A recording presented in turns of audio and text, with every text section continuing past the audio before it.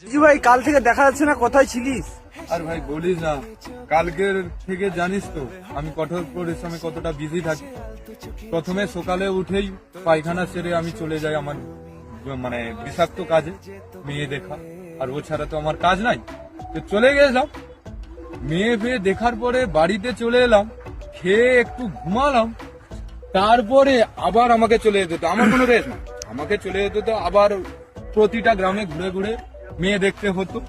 এবার মেয়ে দেখে এবার যখন বাড়ি ফিরে আসবো, আবার তাড়াতাড়ি করে আবার ফেস ফাস হয়ে আবার হাত মুখ ধুয়ে যেখানে অনুষ্ঠান হবে সেখানে আমাকে চলে যেতে হতো। ওখানে আবার সারা গোটা মেলা ঘুরে ঘুরে মেয়ে দেখতে হতো আমাকে। এবার মেয়ে দেখলাম, মেয়ের সাথে ধরো মা আছে, তখন কি হবে?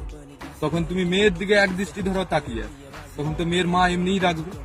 তো এবার মেয়ের মার দিকে যখন দেখছি, মানে মেয়েটা আবার ভাবছে যে চরিত্র খারাপ।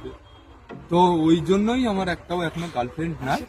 আর যাই হোক, এবার যখন রাত্রে ঘুমোতে যাচ্ছি, সারাদিন তো এইভাবেই কাটছে, রাত্রে যখন ঘুমোতে যাচ্ছি গিয়ে দেখি শান্তি নেই। এবার শান্তি নেই মানে শান্তি হলো আমার বউ।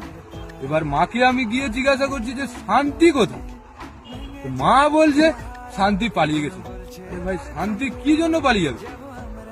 মা বলছে কার সাথে পালিয়ে গেল? মা বলছে ভোলার সাথে। আরে ভোলার সাথে কেন পালিয়ে যাবে? ছাপ, ভোলার সাথে কেন পালিয়ে যাবে? এই তো শালা ভারী ডিস্টার্বিং মুভমেন্ট হয়ে গেল আমার জন্য।